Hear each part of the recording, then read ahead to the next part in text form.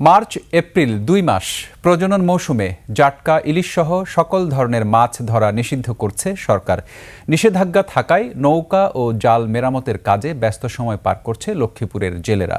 তবে বিকল্প কর্মসংস্থান না থাকায় ঋণের দেনা নিয়ে দুশ্চিন্তায় রয়েছেন অনেক জেলে। সরকারি খাদ্য সহায়তাও না পাওয়ার অভিযোগ অনেকের। তবে জেলা মৎস্য বিভাগ জানালেন, নিষেধাজ্ঞার সময় ভিজিএফের চাল বিতরণ কার্যক্রম ইতোমধ্যে শুরু হয়েছে।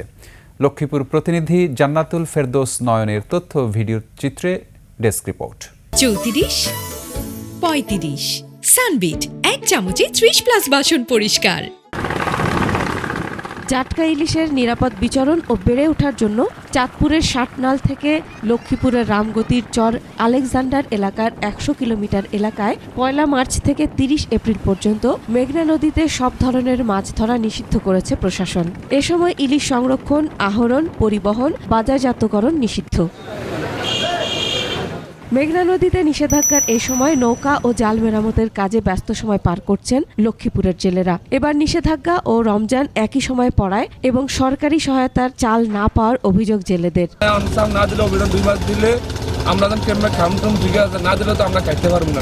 2 মাস অভিযান দিচ্ছে, এখন পর্যন্ত আমরা চাল ভাত কোনো সময় পাইটাই নেই। আর আজকের যে অভিযান দিলে আমরা তো চলেই যাবো, আর পাবো কিনা তাও আমরা বলতে পারি না। মৎস্য কর্মকর্তা জানান, লক্ষ্মীপুরের 29,060টি জেলে পরিবারের জন্য 4,649 মেট্রিক টন চাল বরাদ্দ দেওয়া হয়েছে।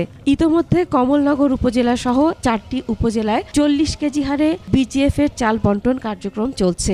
নিষেধাজ্ঞা সফল করতে টাস্কফোর্স কমিটি গঠন করা হয়েছে এবং ইউনিয়ন পরিষদের জেলেদারে কার্ড আছে, কার্ডদারের মাধ্যমে তাদের প্রণোদনা দেবে এবং আগামীকালকে থেকে আর কেউ নদীতে যাবে না এটাই। এবং অভিযান পরিচালনার জন্য মৎস্য আছে, নৌ পুলিশ আছে, কোস্টগার্ড আছে।